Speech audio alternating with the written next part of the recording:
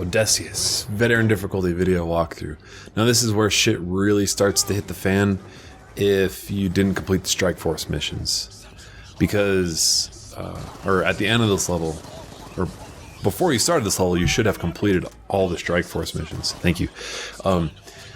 And if you didn't, like I didn't, because they're so good. Yeah, because you didn't want to so spoil good it for people. Right, because I wanted to get, you know, if I just made the hardest difficulty guide like every other schmuck on YouTube and had the best ending, I mean, what's the fun of that? I would have had some spice to life. Get the really shitty ending.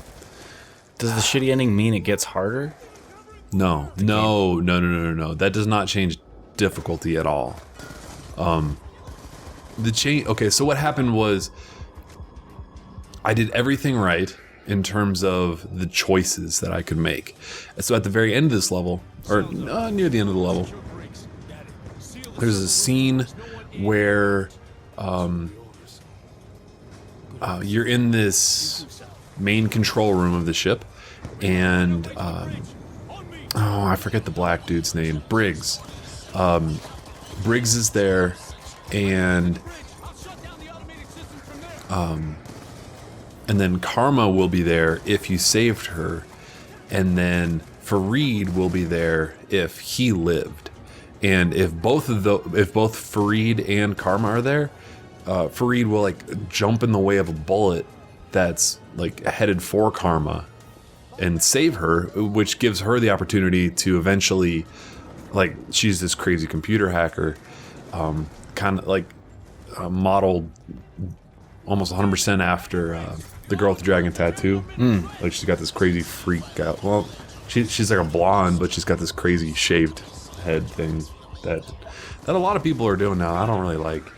You've seen that kind of like shaved side of the head? Mm-hmm. Yeah, I think that's fine. Really? You like that? You find that attractive? I don't find it unattractive. I do. I mean, it's find like it a look, you know? It's like yeah, it's a style. It's like a hipster thing. Right. I don't like it at all. I do not find it attractive in the least. Yeah. Anyway. When a really sexy chick has it, it's kind of sexy. Well, yeah, but that's because she's got D's, not a crazy. It's kind of like tattoos, head. you know? Yeah. Tattoos are sexy as hell. Right. Yeah. I agree. Shaved head, not so much. Shaved head, no. Sides shaved. Or sides buzzed, I guess is a better way to put it. Not shaved, but yeah. Anyway, so I did that correctly. I saved those two. Fareed saves Karma at the end of this for me. But because I didn't do any of the Strike Force missions, none of the other countries that I was supposed to protect send a backup and take out the drone forces that are attacking this ship right now, or will be by the end of the level.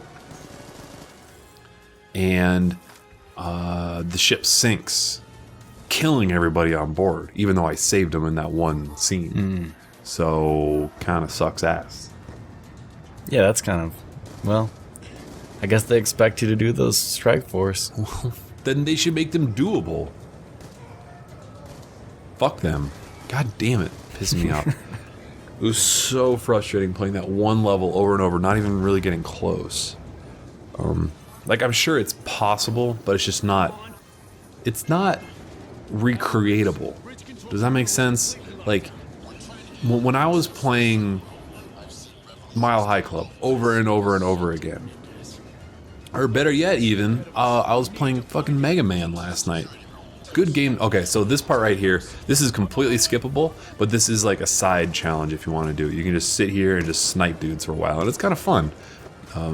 Because you're not close enough to the battle to actually be getting shot at. You're just assisting some Marines that are on the deck. So you can just play Duck Hunt for a while. I lost my train of thought. What was I talking Mega about? Man. Mega Man and Mile High Club. They feel... Okay, so those are games... Those are situations where when you die and restart... If you did the exact same button presses. Right. At the exact same time. Right. You're learning something. You're getting better at it, and you're making progress, and you're progressing your skills. And you are like learning to handle every single enemy that you see just a little bit better. Mm-hmm. Strike Force did not feel that way at all, which is the important difference. Is that like there were some moments where I was like I would get 2 of the 3 objectives on like the first Strike Force thing, and then there's just no way that I had enough time to get the third one. It's just impossible. And if you don't get all 3, that's failed. If you don't get all 3, it's failed. And you're timed, like you're on a clock. And you know, there's obviously a huge difference between Mega Man, which has like static enemy varieties, and right? 2D like planes, and like, you know, enemy movements that are in 2D and very predictable enemy movement patterns. Mm-hmm. Like the enemies do basically the same thing over and over. Like when you see an enemy, when you see that little dude with the helmet that pops up and shoots the 3, mm-hmm. you know exactly what to do. Mm-hmm. Or like sometimes there'll be an enemy that just kind of flies out of nowhere. But in this, obviously, because they have AI, they're a little bit more creative. But it's just, I never felt like I was making any significant progress from the first 10 minutes I was playing it to 2 hours, 3 hours in. Mm-hmm. It's just like, I'm not getting any better at this, and I'm trying a huge variety of things. Like, how is it so out of my reach still this far into it? Like, I might have learned 1 or 2 small things to make it a little bit better, to improve my chances of success a little bit. But someone watching the video, I mean, obviously I could explain those 2 things, but there's so much randomness to it that and like there's no feasibility to it, because like your stupid AI partners don't give you a chance at all, and it's designed for your AI partners to do something. So right, yeah. Anyway, so this level is named after a James Joyce book, which is mentioned a few times throughout this. Odysseus. Have you read that? No. Yeah, I haven't read it either. I don't really know anything about it. Is it about a submarine? I don't believe so. Or are you on a boat or a submarine? We're on an aircraft carrier. Oh, okay. And I was just outside a second ago sniping on the deck of the submarine. Do you know the difference between a submarine and a submersible? I've never heard submersible before. Oh, submersible is like scuba diving. So okay, you go down for a short period of time and have to come up. In what? Underwater. In a ship? In a thing? Or is scuba diving being in a submersible? I think if you get in one of those like scuba suits that are like encased, the old school ones, like the dome helmet, ones that you can go deep in. Yeah. Okay. And with like the hose running down. Yeah, submarines generate their own energy and can like stay down there. Okay. For months at a time. Right. For years potentially. Guess where I learned that? Submarines. Simpsons. World War Z. World War Z. I'm assuming it's true. Oh, of course, dude. Everything you read in books is true. I mean, it's everything except the zombies seemed pretty accurate in that book. That's a small leap of faith to take.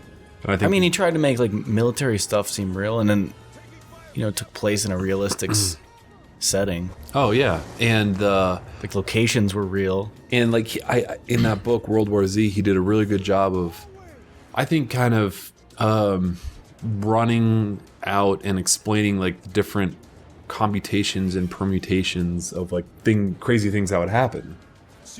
Like, okay, so you're in an apartment building.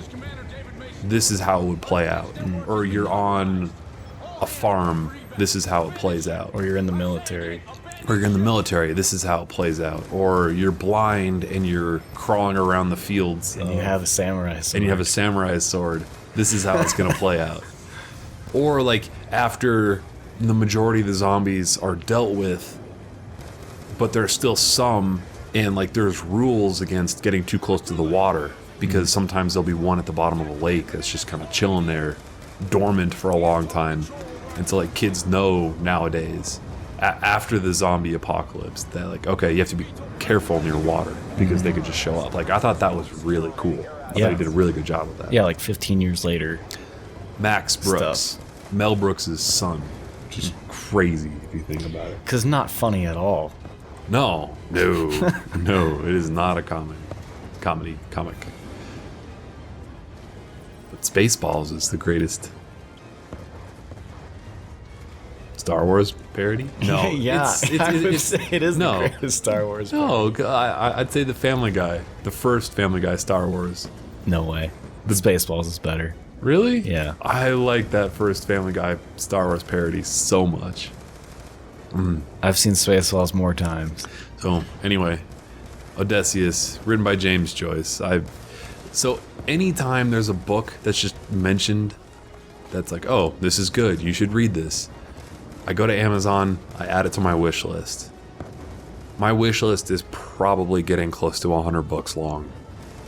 It's getting ridiculous. Plus, I already have like a decent amount of books on my bookshelf that I need to read. Plus, like I got a ton of downloaded stuff on my Kindle that I want to read. My backlog for books is so much bigger than my backlog for the next 20 years. Yeah, and it keeps growing. Like I probably add 2 things a week to it. Wow. Like it's so much longer than my backlog for games will ever be. Like We put more hours into games.